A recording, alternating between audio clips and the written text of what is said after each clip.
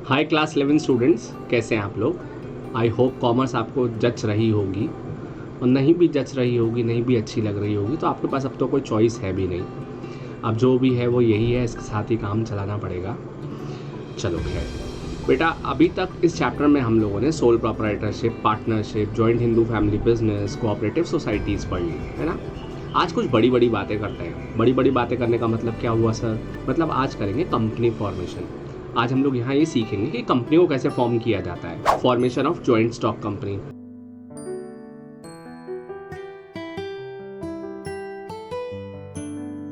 तो बेटा देखो, आपकी अंडरस्टैंडिंग के लिए, आपको ये टॉपिक अच्छा लगे इसके लिए ना यहाँ पे एग्जाम्पल लेके चलते हैं। देखो, दो दोस्त हैं, एक का नाम है विल्सन कुमार और एक का नाम है वॉटसन कुमार। बचपन से अच्छे ही दोस्त हैं, स्कूल भी जाते हैं साथ में, कॉलेज भी चले गए। अब सोच रहे हैं कुछ कंपनी फॉर्म करने के बारे में। अब दोनों लोगों का अपना एरिया ऑफ इंटरेस्ट अलग है, दोनों को अलग अलग तरह की कंपनी फॉर्म करनी है। जो लाल लाल वाले भाई साहब है ना, विल्सन कुमार, ये फिटनेस फ्रीक है। ये एक पब्लिक लिमिटेड कंपनी बनाना चाहते हैं जिसमें कि ये जनरल पब्लिक से पैसा उठाएंगे और फिटनेस से रिलेटेड इनका कुछ आइडिया है, उससे रिलेटेड ये कुछ काम करेंगे। ये जो वॉटसन कुमार हैं, ब्राउन ब्राउन वाले भाई साहब, ब्लैक कहना अच्छा नहीं लगेगा, ये कार लवर है, मतलब कार एंथुसियास्ट है। ऑटोमोबाइल से बहुत अटैचमेंट है, बचपन से ही कार्स देखते थे, चलाते थे। बस पापा, छोटी वाली पापा से कार की ही जिद करते थे। अब ये चाहते हैं कुछ ऐसा करना जिसमें कि कार से रिलेटेड कुछ काम करेंगे। अब ये प्राइवेट लिमिटेड कंपनी स्टैब्लिश करना चाहते हैं। अब देखो, इसी स्टोरी को हम आगे कंटिन्यू करते हैं। तो अगर हम जॉइंट स्टॉक कंपनी स्टैब्लिश कर रहे हैं तो पब्लिक कंपनी कैसे स्टैब्लिश होगी और प्राइवेट कंपनी कैसे स्टैब्लिश होगी। बेटा, किसी भी कंपनी को फॉर्म करने के लिए 4 स्टेजेस से गुजरना पड़ता है। पहली स्टेज है आपकी प्रमोशन स्टेज, दूसरी है इनकॉर्पोरेशन स्टेज, तीसरी है कैपिटल सब्सक्रिप्शन स्टेज और चौथी है बेटा कमेंसमेंट ऑफ बिजनेस। अब जो पब्लिक कंपनी है उन्हें चारों स्टेजेस करनी पड़ती हैं, लेकिन प्राइवेट कंपनीज को 2 ही स्टेजेस करनी पड़ती हैं। ठीक है, तो जो कार वाले भाई साहब हैं, कत्थई कत्थई वाले, ये जो कंपनी फॉर्म करेंगे ये 2 स्टेजेस वाली होंगी। ठीक है, तो सबसे पहले इनकी कंपनी शुरू कर लेते हैं और फिर बाद में विल्सन कुमार जी की कंपनी स्टार्ट करेंगे। तो बेटा देखिए, जब भी कोई कंपनी फॉर्म होती है तो उसको 4 स्टेजेस कंप्लीट करनी पड़ती है। हम लोग डिस्कस कर रहे थे। तो पहली स्टेज है प्रमोशन ऑफ ए कंपनी। ठीक है, तो देखो ये वो स्टेज है जिस स्टेज में जो भी बिजनेस का आइडिया है उस आइडिया से रिलेटेड हम पूरा कंप्लीट स्टडी करते हैं। अब जैसे अगर मुझे कंपनी स्टैब्लिश करनी है कि कार से रिलेटेड कुछ काम करना है, मतलब मुझे कार डिटेलिंग का बिजनेस करना है जिसमें कार का पीपीएफ करूँगा। ठीक है, जिसमें मैं कार में डेंट वेंट सब चीज़ ठीक करूँगा, कलर करूँगा, उसके नए नए एक्सपेरिमेंट करूँगा उसमें, मतलब जो डिटेलिंग बिजनेस है। तो ऐसा करने के लिए सबसे पहले मुझे एनालाइज करना पड़ेगा कि क्या ये बिज़नेस ठीक है भी या नहीं। ठीक है, तो सबसे पहली जो स्टेज है वो है प्रमोशन स्टेज, जिसमें हम लोग क्या करते हैं, जो भी हमारे पास अपॉर्चुनिटी है या जो भी हमारे पास आइडिया है उससे रिलेटेड डिटेल स्टडी करते हैं। ये स्टडी हम खुद भी कर सकते हैं और इसके लिए हम किसी एक्सपर्ट को भी हायर कर सकते हैं जिसको बोलते हैं प्रमोटर। अब मेरी बात ध्यान से समझना। सपोज करो कि मेरे पास पैसा तो है, मेरे पास एक आइडिया भी है, रफ सा एक आइडिया है कि लाइक मुझे इस तरह का कोई बिजनेस स्टैब्लिश करना है जो कार से रिलेटेड हो, लेकिन मुझे डर है कि क्या ये बिज़नेस स्टैब्लिश हो पाएगा नहीं हो पाएगा, इसके लिए क्या पेपर वर्क लगते हैं, क्या फॉर्मेलिटी होती हैं, क्या क्या स्टेजेस हैं, कौन कौन सी गवर्नमेंट की अथॉरिटीज़ हैं, ये सब मुझे नहीं आता। अगर ये सब चीज़ें मुझे नहीं आती तो ऐसी स्थिति में मैं किसी प्रोफेशनल को हायर कर सकता हूँ जिसको बोलते हैं प्रमोटर। क्या बोलते हैं? प्रमोटर। प्रमोटर ये ना एक एक्सपर्ट आदमी है, ये क्वालिफाइड बंदा है जिसके पास एक कंप्लीट नॉलेज है, अंडरस्टैंडिंग है कि कंपनी को कैसे फॉर्म किया जाता है। तो एक आदमी जिसके पास पैसा है, आइडिया है और उसके पास कंपनी को ओपन करने के स्किल्स नहीं है तो वो प्रमोटर को हायर कर सकता है। और एक आदमी जिसके पास ये सारी स्किल्स भी हैं, पैसा भी है, तो वो खुद भी प्रमोटर बन सकता है। Got it? तो सबसे पहली जो स्टेज है वो है प्रमोशन ऑफ ए कंपनी, यानी इस पर हम क्या कर रहे हैं, जो भी हमारे पास आइडिया है उससे रिलेटेड हम डिटेल स्टडी करेंगे। तो देखो, ये जो वॉटसन कुमार है ये कार से रिलेटेड बिजनेस करना चाहते हैं। अब देखो, इसके पास एक आइडिया तो है, इसको अपॉर्चुनिटी भी है कि आजकल लोग जो है वो कार्स को लेकर के बहुत क्रेजी हैं। कार थोड़ी भी ख़राब होती है तो उसको ठीक कराने के लिए पैसा खर्च करते हैं। कार की डेंटिंग, पेंटिंग, उसका पीपीएफ, ये सब चीज़ों में आजकल लोग बहुत पैसा खर्च कर रहे हैं, सिरेमिक कोटिंग वोटिंग, इन सब चीज़ों में।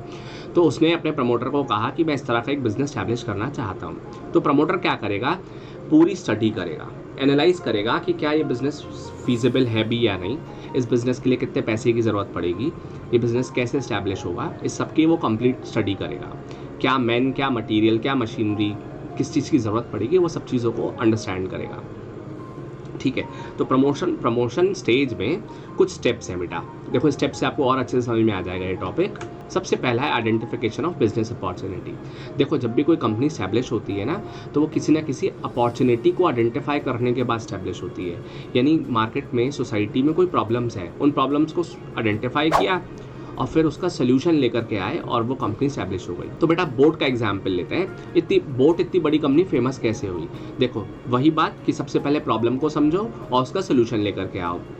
तो बोट कंपनी के ओनर ने क्या किया कि उसने ये चीज़ देखी कि जो बोट के चार्जर केबल्स होती हैं, ओरिजिनल तो बहुत महंगी आती हैं और डुप्लीकेट अच्छी आती नहीं है। तो उसने क्या किया, एक लो कॉस्ट में एक अच्छी क्वालिटी की केबल, मतलब जो ओरिजिनल भी नहीं है लेकिन एक अच्छी क्वालिटी की केबल मार्केट के अंदर निकाल के लाया बोट कंपनी के नाम से।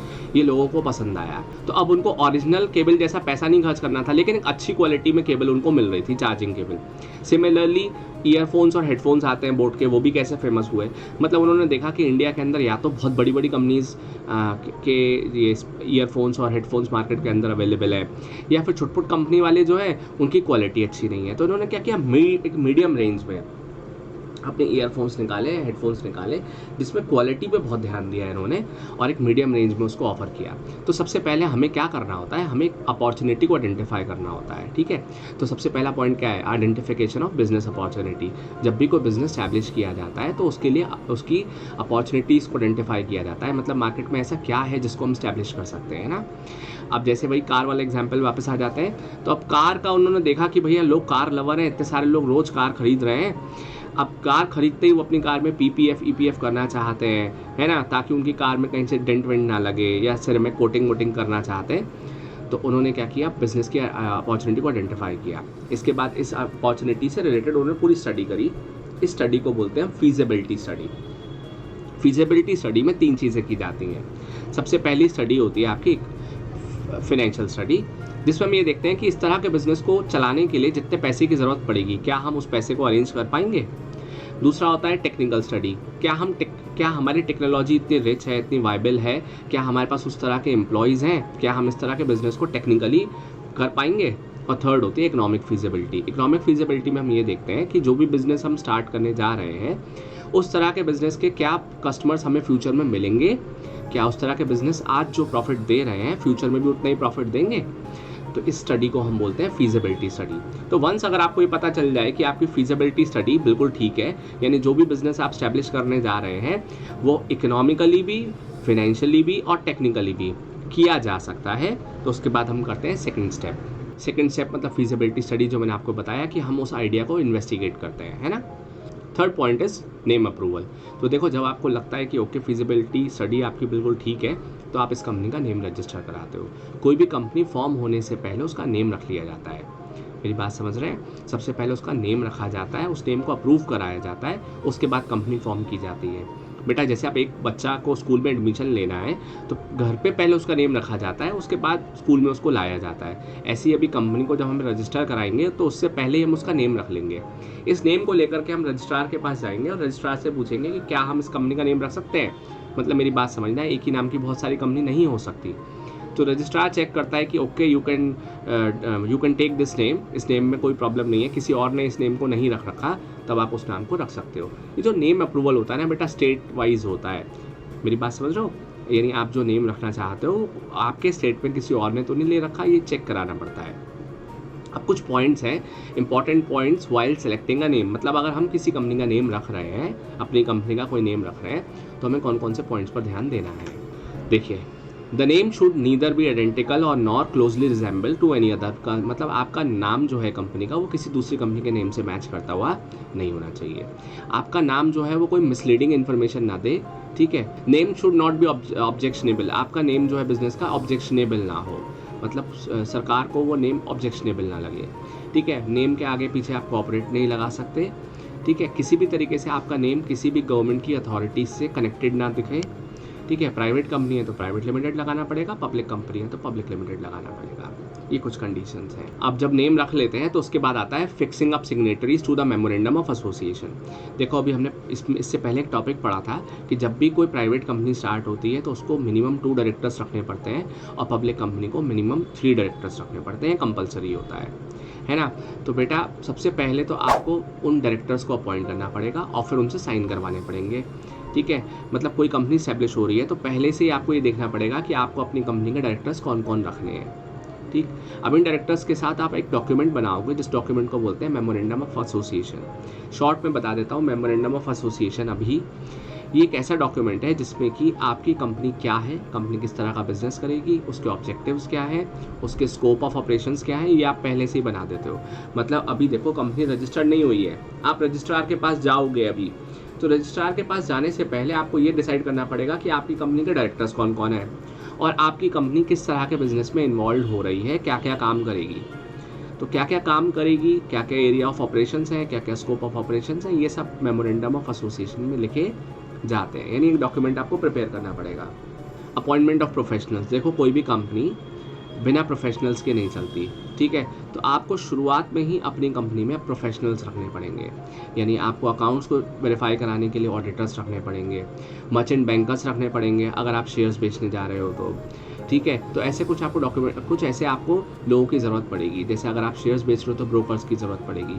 तो यहाँ पर 5th पॉइंट का मतलब होता है अपॉइंटमेंट ऑफ प्रोफेशनल्स, यानी कंपनी को स्टैब्लिश करने से पहले आपको कुछ प्रोफेशनल्स की ज़रूरत पड़ेगी। प्रिपरेशन ऑफ नेसेसरी डॉक्यूमेंट, बेटा अभी देखो आपकी कंपनी स्टैब्लिश तो नहीं हुई है, रजिस्टर भी नहीं हुई है। अभी आपके प्रमोटर ने क्या किया, सबसे पहले देखो फिर से बता देता हूँ, सबसे पहले जो आइडिया था उस आइडिया से रिलेटेड सारी स्टडी करी, फिर फिजिबिलिटी स्टडी करी। फिजिबिलिटी स्टडी में उसने देखा कि क्या जो आइडिया है वो टेक्निकली, फाइनेंशियली और इकोनॉमिकली फिजिबल है या नहीं, ठीक है। आपको जब ये लग गया कि ओके आइडिया बहुत बढ़िया है, उसके बाद नेम अप्रूव कराया। नेम अप्रूव करने के बाद कंपनी के डायरेक्टर्स कौन कौन होंगे वो आपने सेलेक्ट करे, और साथ में ये भी देखा कि मेमोरेंडम ऑफ एसोसिएशन कैसे बनेगा, है ना। इसके बाद आपने प्रोफेशनल्स को रखा। अब इन सब को रखने के बाद, इन सब को करने के बाद कुछ इंपॉर्टेंट डॉक्यूमेंट और बनाने पड़ेंगे आपको, जिसमें कि आप बनाते हो, एक तो होता है मेमोरेंडम ऑफ एसोसिएशन, एक होता है आर्टिकल ऑफ एसोसिएशन, एक होता है प्रोस्पेक्टस, और जितने भी आपके डायरेक्टर्स हैं उनका कंसेंट मतलब कि उनकी इच्छा से वो उस कंपनी का पार्ट बनने जा रहे हैं। तो यानी ये सारा डॉक्यूमेंटेशन आप इकट्ठा करोगे और अगली स्टेज में आप जाओगे रजिस्ट्रार के पास कि देखो ये हमारी कंपनी है, ये इसका मेमोरेंडम ऑफ एसोसिएशन है, ये आर्टिकल ऑफ एसोसिएशन है, अभी हम फर्दर पढ़ेंगे, अभी डाउट नहीं होगा आपको। ये हमारा प्रोस्पेक्टस है, ये हमारे डायरेक्टर से कंसेंट है, ये हमारा नेम है, और इस तरह का हम बिजनेस स्टैब्लिश करने जा रहे हैं। तो अभी ये सारा होमवर्क करने के बाद अब हम नेक्स्ट जो स्टेज है इनकॉर्पोरेशन स्टेज, उस स्टेज में जाएंगे हम लोग। किसके पास जाएंगे, रजिस्ट्रार के पास, ये सारा डॉक्यूमेंट्स को लेकर के। ऑलराइट, तो बेटा यहाँ हम लोगों ने फर्स्ट स्टेज कंप्लीट कर ली है। कोई वीडियो कैसा लगा ये मुझे कमेंट्स करके बताइए, और अगर ये वीडियो आपको अच्छी लगी है तो बेटा इसको लाइक कीजिए, चैनल पर पहली बार आए हैं तो चैनल को सब्सक्राइब कर लीजिए। फटाफट से आ जाइए नेक्स्ट वीडियो में, जहाँ पर हम इसका अगला स्टेप सीखेंगे।